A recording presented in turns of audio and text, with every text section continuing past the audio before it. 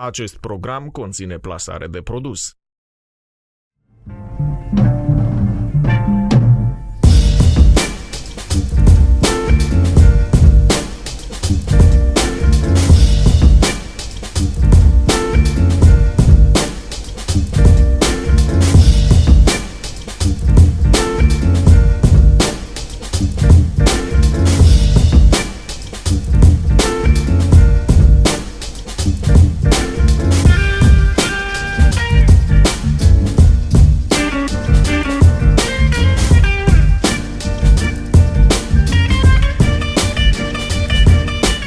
Eu sunt Florea Cosmin, sunt inginer la Uzinex.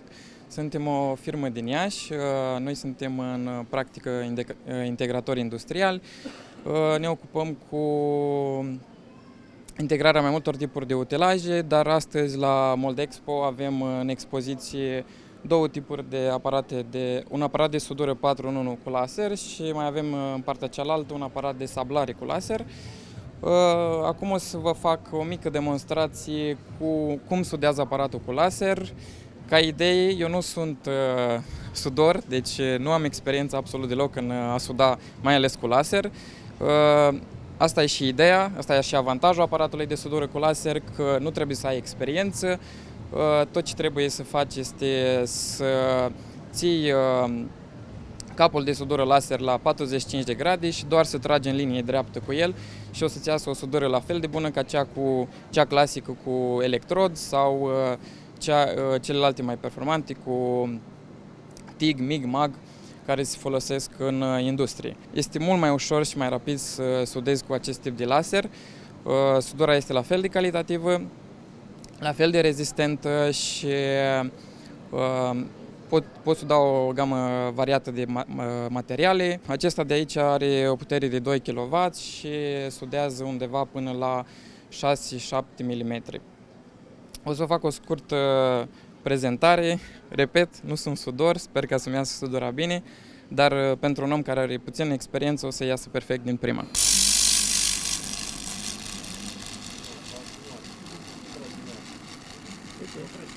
Nu sunt sudor, dar se vede sudura că e perfect aproape și au fost și puțin, lentila este deja puțin afumată și de asta nu este nici curată.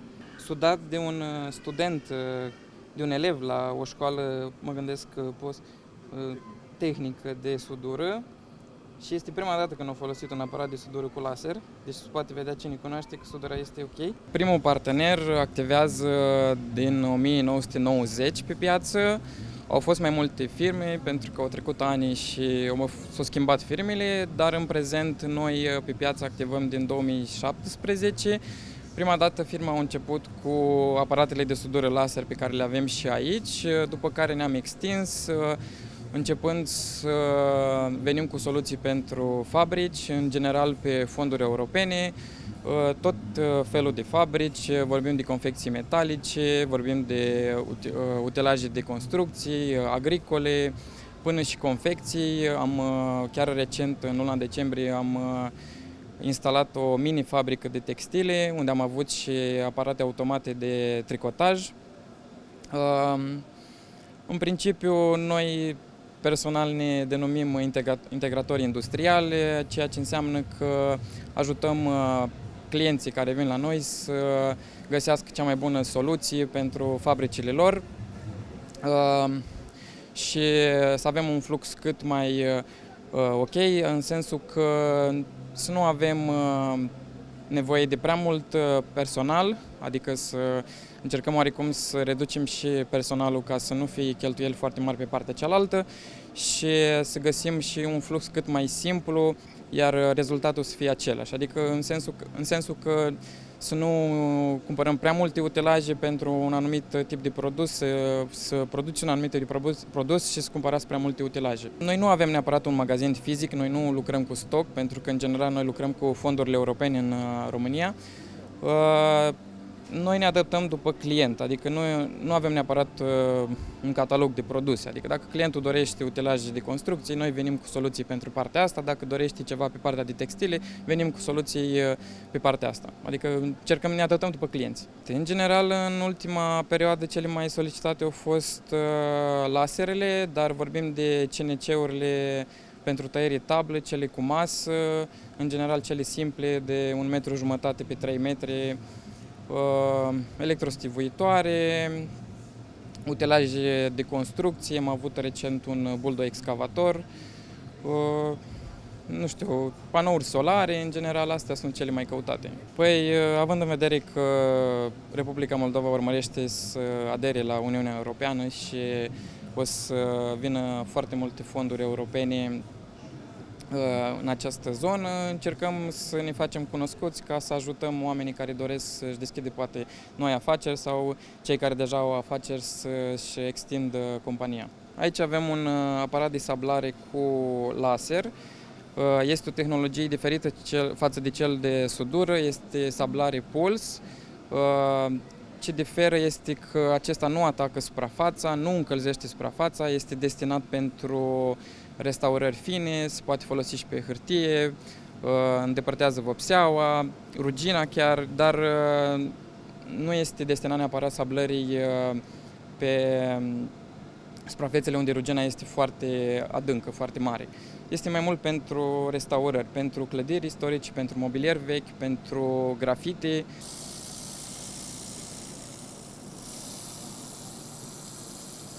După cum se vede, vopseaua a fost îndepărtată, suprafața este rece, nu este caldă, deci nu afectează suprafața și dintr-o singură trecere aproape o curăța perfect. La fel și pe hârtie, hârtia nu pățește absolut nimic, nu ia foc, curăță vopseaua. Nu arde, nu are absolut nimic. În general, depinde și de bugetul clientului.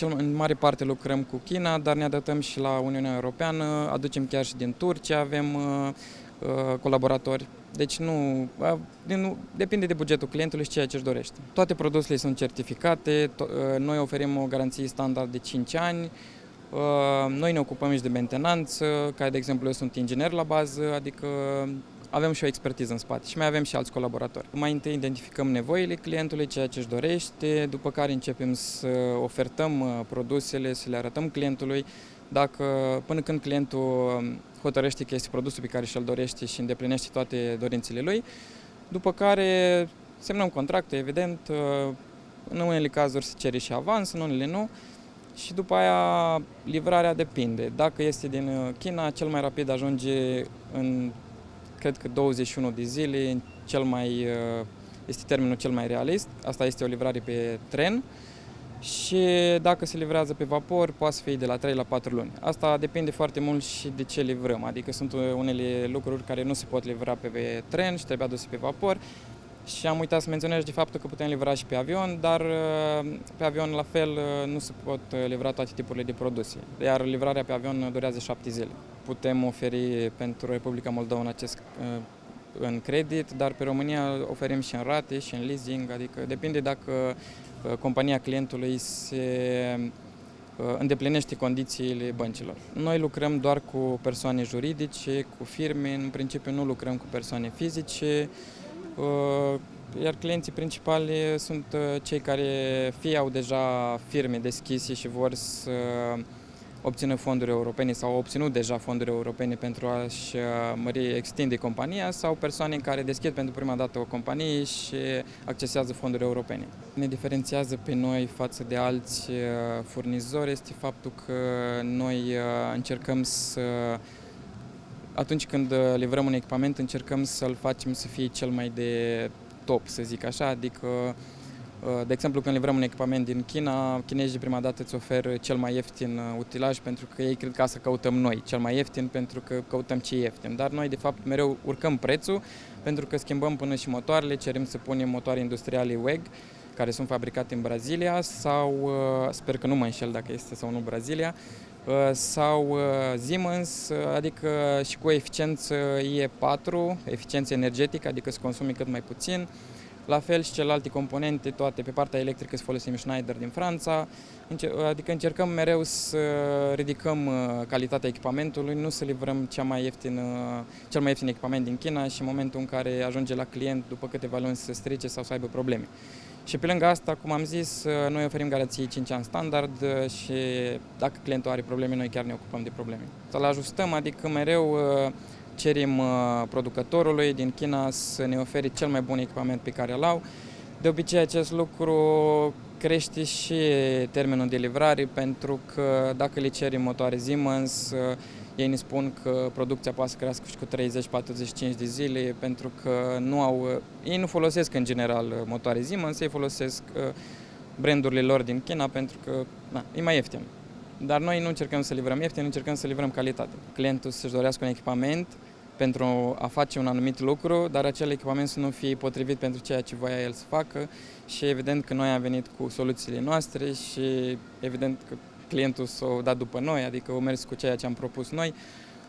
De multe ori sunt și mulți clienți care doresc să investească foarte mulți bani într-o anumită arie de producție și noi îl sfătuim că nu e ok pentru că e posibil să nu aibă niciun randament cu firma respectivă și îl ajutăm să aleagă poate un alt domeniu care este poate de viitor mai profitabil, poate și investiția este mai mică, adică nu încercăm doar să vindem, încercăm să ajutăm și clientul final. Păi dacă vorbim acum de aparatul laser din spatele meu, de sudură laser 4 în 1, acesta este de 2 kW, iar la noi prețul începe de la 5.500 de euro plus TVA, adică cred că ne situăm mult sub piață. Cel puțin în România ne situăm mult sub piață, adică cred că în România prețul începe de la 10.000 de euro plus TVA, dacă nu mă înșel. Adică noi avem prețuri încă foarte bune. Acesta este diferit, este o tehnologie diferită, cum am spus, are și altă destinație pentru restaurări și dacă nu mă înșel prețul începe de la 18.000 de euro plus TVA. Adică e cu totul altceva. Ca idee, cel din spatele meu are 2 kW, ăsta are 200 sau 300 de W, adică este cu totul altceva. Și de aici și prețul mult mai mare. O să te rog să ne mai prezinți câte ceva din echipamentele pe care le ai aici pe masă. În momentul de față mai avem o machetă la o centrală fotovoltaică pe care noi o denumim Voltainer. Suntem producători, deci acestea nu le importăm, noi le producem în România. Suntem singurii producători din România de centrale fotovoltaice. Încă multe persoane nu înțeleg acest concept de centrale fotovoltaice. Ce este practic, ce este un avantaj, este faptul că este mobil, adică într-un container, în funcție de nevoile clientului, în funcție de ce necesități energetice are. Avem containere de la 10 picioare până la 40, cel mai mare, și avem capacități de la 24 de kW până la 140 de kW instalați, plus stocare în baterii de la 50 până la 500 de kWh. Ideea este că panourile solare sunt pliabile, ele sunt înmagazinate în interiorul containerului și poate fi mutat oriunde clientul are nevoie. Exemplu pentru constructori, în momentul în care lucrează în zone în care nu au acces la rețeaua electrică, pot să mute containerul oriunde vor, să plieze panourile fotovoltaice în afara containerului și să aibă energie electrică în orice loc unde nu ai acces la curent și în același timp, chiar dacă poți să ai generatoare diesel, acesta scade foarte mult consumul. Adică asta e și ideea centralei fotovoltaice mobile, de asta și producem, de aici ne-a venit și ideea, pentru că avem clienți care au utilaje grele de construcții care sunt electrice și este foarte greu să le încarci într-un loc în care nu ai acces la energie electrică. Și la fel, consumul pentru un generator diesel este foarte mare. Și asta au fost și de aici a plecat și conceptul de centrală fotovoltaică mobilă. Cât costă o centrală fotovoltaică mobilă și de ce este ea eficientă comparativ cu altele? Păi costul diferă, pentru că ele sunt făcute custom în funcție de nevoile clientului, adică dacă un client dorește, 100 de kW de panouri solare și 200 de kW de stocare, ne adaptăm după fiecare client, adică nu pot să spun neapărat un preț exact. De exemplu, la centrala de 24 de kW de panouri solare și în stocare 50 de kW, prețul începe de la 50.000 de euro plus TVA. Iar avantajul, cum l-am spus, este faptul că este mobil, poate fi mutat în orice zonă unde nu ai acces la curent electric, se pune foarte simplu pe platformă și o duci unde vrei. Nu este ca panourile montate la sol sau pe case, care dacă le-ai montat acolo nu poți să mai le muți nicăieri. Ce ne poți spune despre eficiența energetică a aparatului de sudat cu laser și aparatului acesta care îndepărtează rugina? Păi, ele au un consum chiar foarte mic de curent electric, adică nu sunt, dacă nu mă înșel, cel din spatele meu care are 2 kW consumă maxim, consumă 2 kW doar atunci când este folosit la maxim, dar niciodată nu o să-l folosești la puterea maximă, adică cred că undeva consumul este la 30-40% din puterea maximă a lui. Adică ele sunt foarte eficiente, nu consumă foarte mult, iar nu cred că cineva care își dorește o, cum să spun, performanță și rapiditate în productivitate, nu cred că le interesează neapărat consumul energetic, le interesează să termine cât mai rapid munca ca să poată să plece la următorul client. Cred că astea sunt lucrurile care contează cel mai mult prima dată. Am văzut pe site-ul Uzinex că comercializați și excavatoare și care ar fi costurile și de unde sunt aduse? Păi, în principiu, acum cu partea de excavatoare lucrăm doar pe partea de China. Avem mai mulți producători care toți sunt certificați, dar nu pot să vă spun neapărat un cost pentru că sunt o gamă variată de tot felul de modele, adică prețurile, nu știu, cred că încep de la 10.000 de euro plus TVA cel mai mic. Asta nu știu să vă spun exact, dar nu știu, acum avem și buldo excavatoare, trebuie să livrăm un buldo excavator din China, iar prețul începe de la peste 70.000 de euro plus TVA. Dar la fel cum am spus mai devreme, încercăm să mereu ridicăm standardul și sunt echipate cu motoare Perkins. La fel toate componentele hidraulice, pompe, tot ce ține de partea mecanică a utilajului sunt de producție europeană, adică e la standard european.